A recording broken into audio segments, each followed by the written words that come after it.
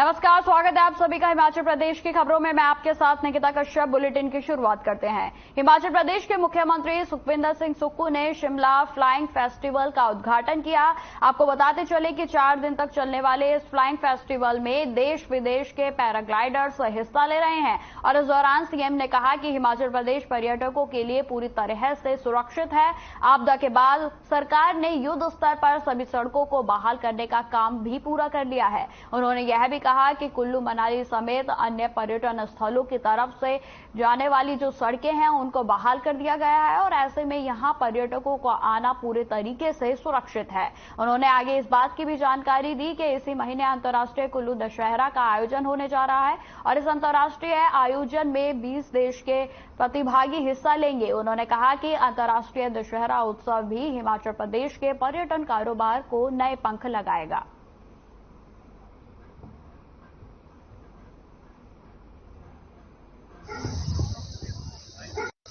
आपदा के बाद हमारी सरकार का ये प्रयास रहा कि सब फटाफट से टूरिज्म का जो उद्योग है उसको रिस्टोर किया जाए। हमें खुशी है कि हमने सड़कों का पुनर्निर्माण युद्ध स्तर पर शुरू किया है और मनाली तक सभी सड़कों को खोल दिया गया है।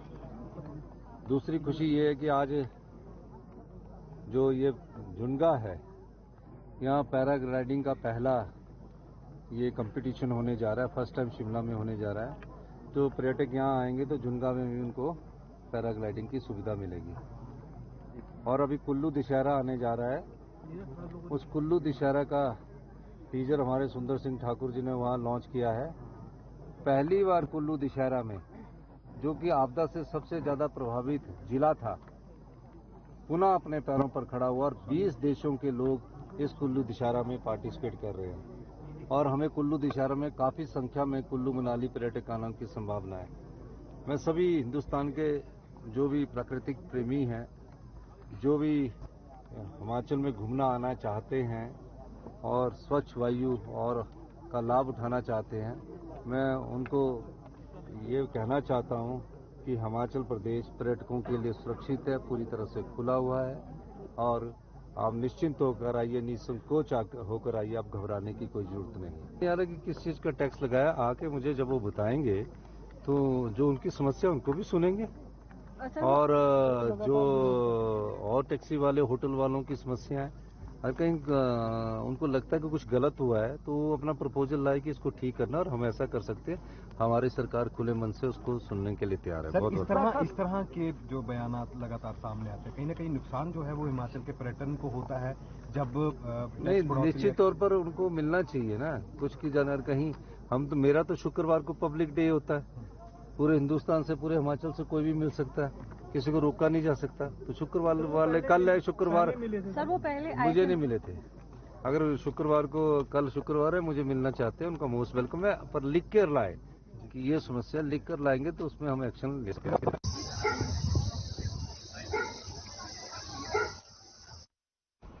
झुंगा में शिमला फ्लाइंग फेस्टिवल का आयोजन किया जा रहा है और ये फेस्टिवल 4 दिन तक चलेगा। आपको बताते चले कि इसमें देश विदेश के कई पैराग्लाइडर्स हिस्सा ले रहे हैं। कार्यक्रम की शुरुआत हिमाचल प्रदेश के मुख्यमंत्री सुखविंदर सिंह सुक्खू ने की और शिमला में पहली बार इस तरह के फेस्टिवल का आयोजन किया जा रहा है और इसको लेकर ग्लाइड इन के सीईओ अरुण रावत ने कहा कि शिमला फ्लाइंग फेस्टिवल में जीत हासिल करने वाले प्रतिभागियों को 2 लाख का इनाम मिलेगा। और वहीं हिमाचल पर्यटन विकास निगम के निदेशक अमित कश्यप ने कहा कि शिमला फ्लाइंग फेस्टिवल से प्रदेश में प्रभावित हुए पर्यटन कारोबार को गति मिलेगी और साथ ही फ्लाइंग फेस्टिवल में हिस्सा लेने वाले प्रतिभागियों ने आयोजित प्रतियोगिता को अलग करार दिया।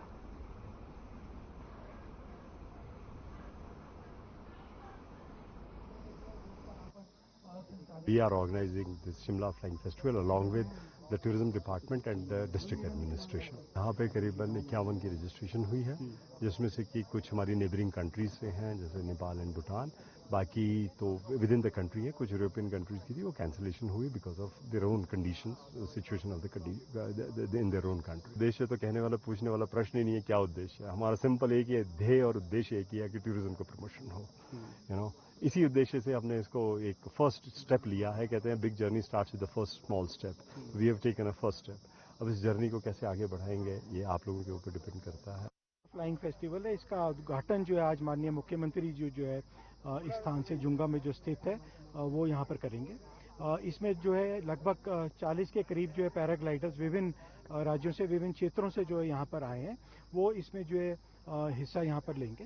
पर्यटन विभाग का ये प्रयास था कि जो एडवेंचर टूरिज्म का सेगमेंट है, एक बहुत ही महत्वपूर्ण सेगमेंट है जो हमारे कंट्रीब्यूट करता है टूरिज्म सेक्टर में, उसको जो है किस प्रकार से जो और उसको मजबूत किया जा सके, विशेषकर तब और उस अवस्था में जब जुलाई और अगस्त में, क्योंकि भारी बारिश की वजह से पर्यटकों की जो आमद है हमारे प्रदेश में काफ़ी कम हो गई थी, तो विभिन्न जो सेगमेंट्स हैं उनको पुनः जो रिवाइव करने के लिए पर्यटन विभाग जो है प्रयासरत है, और उसी की कड़ी में जो है ये हमारे विभाग का पहला उठता कदम है। यहाँ पर 4 साल से मैं पैराग्लाइडिंग करा रहा हूँ शिमला में। किस तरह का अनुभव आपके इस साइड पे रहा, क्या कहेंगे आप इस साइड के बारे में? साइड तो सर बहुत अच्छा है, यहाँ पर विंड कंडीशन बहुत अच्छी है और क्लाइम भी अच्छा है, यहाँ पर बहुत अच्छी साइड है। हज़ारों के हिसाब से मैंने यहाँ पर पैराग्लाइडिंग कर चुका हूँ। मैं यहाँ पर 4 साल से करा रहा हूँ, तो मैंने कोई 1000 गेस्ट तो खुद अकेले मैंने उड़ा लिए होंगे यहाँ पर, तो एक्सपीरियंस तो सभी गुड बोलते हैं। ये जो फेस्टिवल हो रहा है मैं तो पहली बार आया हूँ, लेकिन बहुत खुशी हो रही है कि यहाँ पे जो ऑर्गेनाइजर है मेनली अरुण रावत जी, मेरे को लग रहा है उनका इनिशिएटिव है। उन्होंने 4 साल पहले यहाँ ग्लाइडिंग शुरू किया, तो आज ये जो इवेंट देखे मेरे को बहुत खुशी हो रही, क्योंकि जब 33 साल पहले हमने पैराग्लाइडिंग शुरू की तो ये एक तरह से हमारा भी सपना था कि ये सब जगह फ्लरिश हो, जैसे हमारा पैशन था। अब लोगों ने इसको पैशन और प्रोफेशन को इकट्ठा करके जो है इस चीज़ को आगे बढ़ा रहे हैं, तो इससे अच्छा और क्या लगेगा। जो बीज हमने 33 साल पहले डाला था तो आज बहुत बढ़िया ग्रो कर रहा है।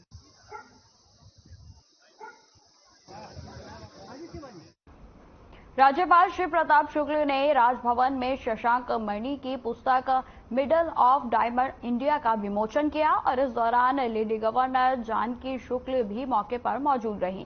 वहीं आपको बताते चले कि राज्यपाल ने शशांक मणि के प्रयासों की सराहना करते हुए कहा कि मिडल ऑफ डायमंड इंडिया पुस्तक के माध्यम से भारत के आर्थिक, सामाजिक और राजनीतिक के केंद्र को उच्च वर्ग से देश के उभरते हुए मध्यम वर्गों की तरफ से ले जाने के एक साहसिक प्रयास किया गया है। और इस अवसर पर पुस्तक के लेखक शशांक मणि ने कहा कि 13 अध्यायों से अधिक की यह पुस्तक अमृतकाल पर भारत की एक नई दृष्टि को रेखांकित करती है। इन तरह के अध्यायों इन 13 अध्यायों के ऊपर 4 प्रमुख अवधारणाएं हैं और इन्हीं कहानियों, उपाख्यानों और गहन शोध के माध्यम से प्रकाश में लाया गया है। वहीं राज्यपाल ने यह भी कहा कि पुस्तक में उन अपेक्षित लोगों की अनसुनी कहानियों को उजागर किया गया है जिन्हें उनके स्थान और भाषा के कारण लंबे समय तक नजरअंदाज किया गया। राज्यपाल जी की बात को जोड़ते हुए मैं कहूंगा कि भारत के जो 80 करोड़ लोग हैं, जो किसी भी जाति या किसी भी धर्म में विभाजित नहीं है, उनको जोड़ के अगर हम लोग आगे उद्यमिता से उनको सशक्त करेंगे तभी भारत आगे बढ़ पाएगा। ऐसी बात नहीं कि जो 20 करोड़ लोग मेरे हिसाब से समृद्ध हैं या जो करीब 40 करोड़ लोग जो थोड़े गरीब हैं उनकी भी योगदान नहीं रहेगा। तो ये बुक उस मध्य वर्गीय भारत पे केंद्रित है जो छोटे गांव शहरों में रहता है, जो अधिकांश हिंदी बोलता है या कांगड़ा या इस प्रकार की भाषा बोलता है।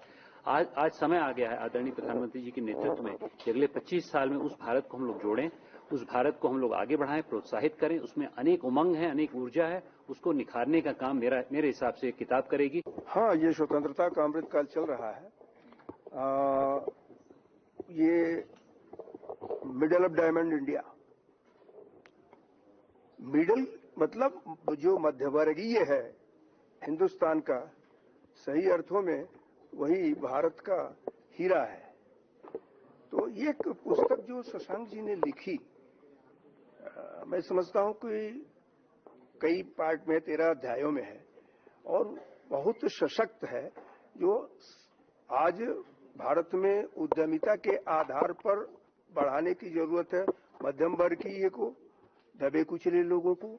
और मैं शशांक जी उधर इस प्रकार का कार्य कर रहे हैं, अपने जिले में ही लगभग 2000 से अधिक एंटरप्रेन्योर इस प्रकार से बना करके इन्होंने रखा है। मैं समझता हूं कि इस अमृत काल में यह पुस्तक अत्यंत उपयोगी होगी, जिसका आज यहाँ लोकार्पण हुआ है। इसके लिए मैं शशांक जी को साधुवाद देता हूं।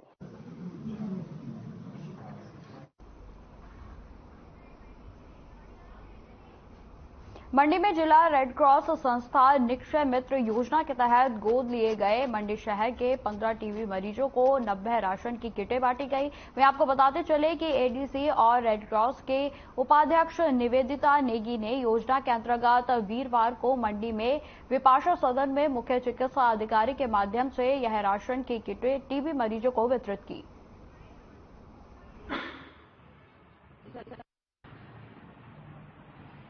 सरकार का एक प्रोग्राम है निक्षय मित्र, जिसमें जो ट्यूबरकुलोसिस के जो पेशेंट्स हैं उनको अडॉप्ट किया जाता है और उनको राशन प्रोवाइड किया जाता है हर महीने। तो इसी में सीएमओ साहब ने हमसे रिक्वेस्ट की थी कि जो शहर में 15 पेशेंट्स हैं उनको अगर रेड क्रॉस के द्वारा हम स्पॉन्सर कर लें तो हमने उनके लिए 90 किट्स आज हम डोनेट कर रहे हैं रेड क्रॉस के माध्यम से। इसके अलावा पूरे जिले में करीब 1100 के करीब पेशेंट्स हैं। तो मेरा बाकी लोगों से भी अनुरोध रहेगा कि अगर वो किसी अडॉप्ट करना चाहे टीबी के पेशेंट्स को और उनको राशन डोनेट करना चाहे तो वो आगे आ सकते हैं।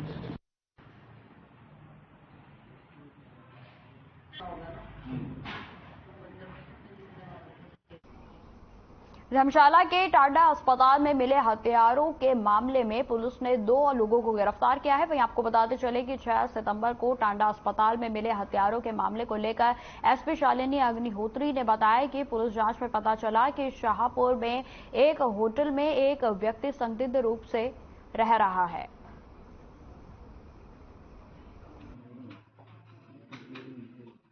पिछले महीने 6 सितंबर को जो है टांडा जो हॉस्पिटल है उसके नज़दीक जो हमें 3 कंट्री मेड वेपन्स और उसके साथ 40 लाइव राउंड्स और 2 नाइफ्स और साथ में 5250 एनडीपीएस के अंतर्गत लिस्टेड जो है ड्रग्स वहाँ पे टैबलेट्स मिली थी। और इसमें डीएसपी कांगड़ा और एसएचओ कांगड़ा जो है उनके द्वारा मौके का उसी समय निरीक्षण किया गया। और ये आर्टिकल्स जो हैं अबैंडेंड एक लोकल एक छोटा टेम्पल है उसके पास जो है पुलिस द्वारा रिकवर किए थे। धर्मशाला क्रिकेट स्टेडियम में वर्ल्ड कप का तीसरा मैच नीदरलैंड और साउथ अफ्रीका की टीम के मध्य खेला जाना है और जिसको लेकर स्पेशल विमान के द्वारा नीदरलैंड की टीम कनाडा हवाई अड्डे पर पहुंची।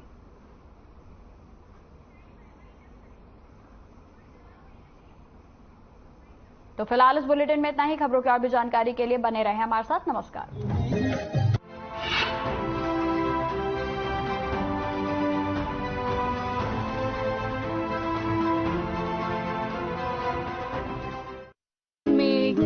Joe Fast.